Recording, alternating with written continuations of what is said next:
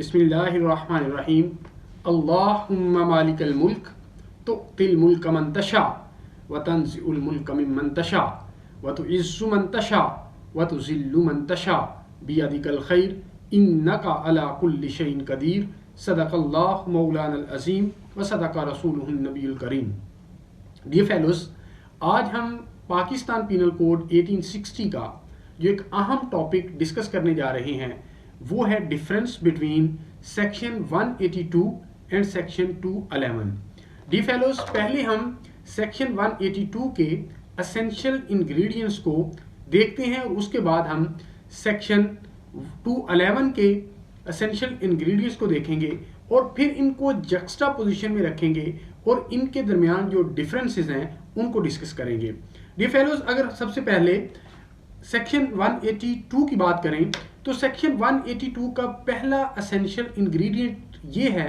कि अगर आपने 182 के ऑफेंस को कॉन्स्टिट्यूट करना है तो जरूरी है कि कोई शख्स कोई इंफॉर्मेशन किसी पब्लिक सर्वेंट को दे और वो जो इंफॉर्मेशन दे रहा है वो उसको समझता हो कि वो इंफॉर्मेशन फॉल्स है या उसके नॉलेज में हो कि ये फॉल्स है या वो बिलीव करता हो कि ये फॉल्स है, और वो जो इंफॉर्मेशन दे रहा है पब्लिक सर्वेंट को, उस इंफॉर्मेशन देने की उसकी नीयत ये है कि पब्लिक सर्वेंट अपनी अथॉरिटी को इस्तेमाल करते हुए वो एक्ट करे या वो ओमिशन करे जो वो अदरवाइज ना करता अगर ट्रू फैक्ट्स उसके सामने होते। और दूसरी बात, उससे इसकी नीयत यह भी है कि वो अपनी लॉफुल अथॉरिटी का इस्तेमाल करे, पावर का इस्तेमाल करे और उससे किसी को वो इंजरी काज करे या उससे किसी को अनॉयंस काज करे। डी फेलोस, अगर ये इंग्रेडिएंट्स पूरे होते हैं तो ऑफेंस 182 कॉन्स्टिट्यूट हो जाएगा। इसको हम दो इलस्ट्रेशन से समझने की कोशिश करते हैं।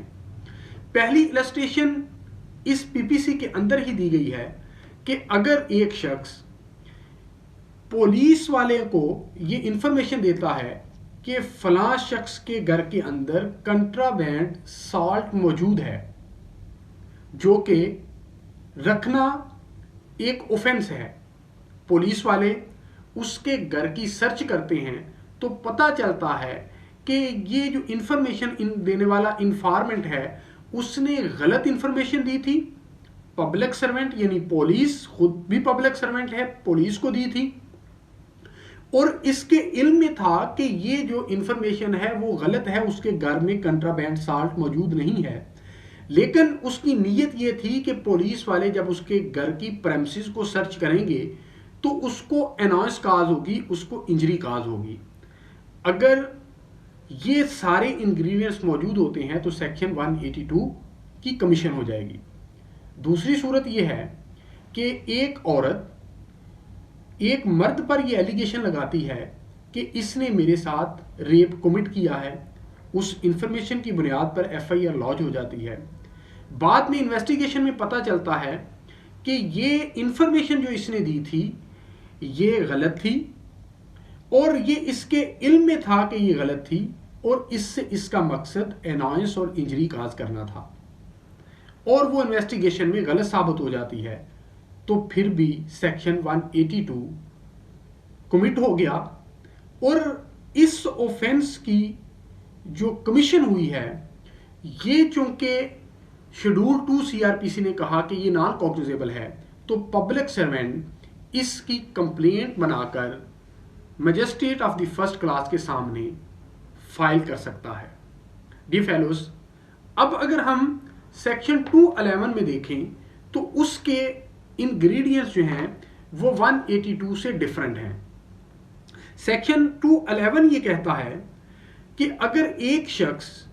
कोई क्रिमिनल प्रोसीडिंग इंस्टीट्यूट करता है किसी दूसरे शख्स के अगेंस्ट या काज करता है to institute criminal proceeding against another person, या कोई चार्ज लेवल करता है of the commission of an offence against another person, और इससे उसकी नीयत उस शख्स को इंजरी काज करना है और वो समझता है कि ये जो क्रिमिनल प्रोसीडिंग वो इंस्टीट्यूट कर रहा है वो क्रिमिनल प्रोसीडिंग इंस्टीट्यूट करने की कोई लॉफुल ग्राउंड नहीं है। तो dear fellows, under section 211 offence commit हो गया। इसमें भी criminal procedure, code of criminal procedure के तहत जो कंप्लेंट फाइल होगी एफआईआर लॉन्च नहीं होगी। डी फेलोज, जब हम इन दोनों को जक्सटापोजिशन में रखते हैं तो जो डिफरेंसेस हमारे सामने आते हैं उसमें पहला डिफरेंस ये आता है कि सेक्शन 182 में just information, furnishing of information है टू द पब्लिक सर्वेंट, जबकि ऑन द अदर हैंड 211 में हम देखते हैं तो ये इंस्टीट्यूशन ऑफ क्रिमिनल प्रोसीडिंग है या causing of institution of criminal proceeding है या levelling of charge of the commission of an offence है। डी फेलोज, दूसरा डिफरेंस जो हमारे सामने आता है वो ये आता है कि 182 के अंदर जो इंफॉर्मेंट है वो ये या उसके नॉलेज में है कि ये इंफॉर्मेशन जो वो प्रोवाइड कर रहा है वो फॉल्स है, या उसके यकीन में है यानी बिलीव कर रहा है कि ये इंफॉर्मेशन गलत है, फॉल्स है। जबकि ऑन द अदर हैंड जब 211 में हम देखते हैं तो वहां पर जो वो क्रिमिनल प्रोसीडिंग इंस्टीट्यूट कर रहा है, जिस इंफॉर्मेशन की बुनियाद पे वो कर रहा है, हो सकता है कि वो इंफॉर्मेशन दुरुस्त हो, लेकिन इसके लिए जरूरी है कि वो ये समझे कि कोई लॉफुल ग्राउंड नहीं है इस क्रिमिनल प्रोसीडिंग को इंस्टीट्यूट करने की। मिसाल के तौर पे अगर एक शख्स एक कंप्लेंट फाइल करता है कोर्ट के अंदर और उस कंप्लेंट के अंदर जो इंफॉर्मेशन वो देता है वो करेक्ट होती है, लेकिन उस इंफॉर्मेशन से कोई ऑफेंस मेड आउट नहीं होता, कोई ऑफेंस कॉन्स्टिट्यूट नहीं होता और उसकी इंटेंशन सिर्फ इस कंप्लेंट करने की टू वैक्स करना है, टू एनॉय करना है, इंजरी काज करना है, तो ये अगर लॉफुल ग्राउंड मौजूद नहीं है तो फिर भी 211 का एसेंशियल इंग्रेडिएंट पूरा हो जाएगा। डी फेलोज, तीसरा जो डिफरेंस है वो बड़ा अहम है। तीसरा डिफरेंस ये है कि सेक्शन 182 के अंदर जो इंफॉर्मेशन है उसका स्पेसिफिक होना जरूरी नहीं है और अगेंस्ट द स्पेसिफिक पर्सन होना जरूरी नहीं है, यानी वो इंफॉर्मेशन रैंडम हो सकती है, वो इंफॉर्मेशन अगेंस्ट अननोन पर्सन हो सकती है। लेकिन सेक्शन 211 के अंदर जो क्रिमिनल प्रोसीडिंग इंस्टीट्यूट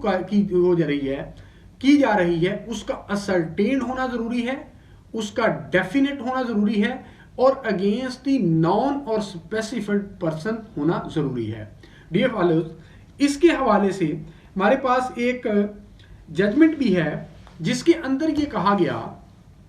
कि सेक्शन 211 जो है वो इंक्लूड करता है सेक्शन 182 को।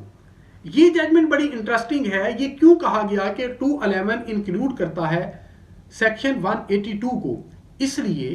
कि 182 अगरचे provision and furnishing of false information की बात करता है, लेकिन ये इंफॉर्मेशन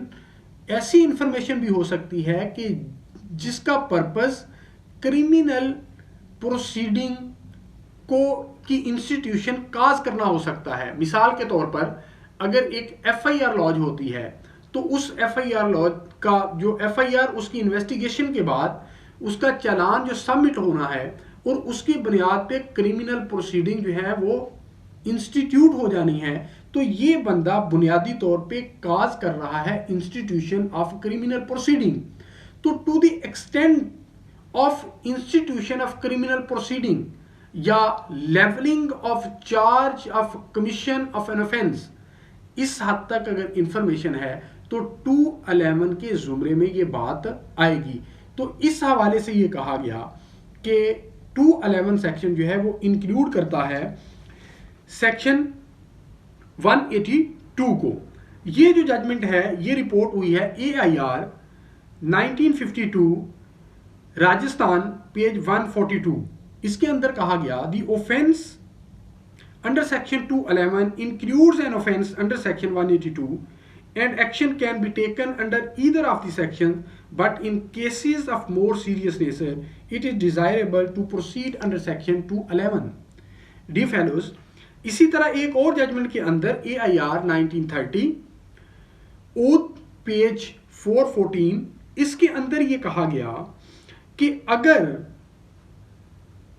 एलिगेशन जो है वो स्पेसिफाइड है, असर्टेन्ड है, डेफिनेट है और अगेंस्ट नॉन पर्सन है, तो फिर सेक्शन 211 अटैक्ट होगा। और अगर जो ऑफेंडर्स हैं, जो क्रिमिनल्स हैं, जो अक्यूज पर्सन हैं, वो अननोन हैं, तो फिर सेक्शन जो है वो 182 होगा। इसकी वर्डिंग में आपके सामने रीड आउट करता हूं कि an offence constituted by a false complaint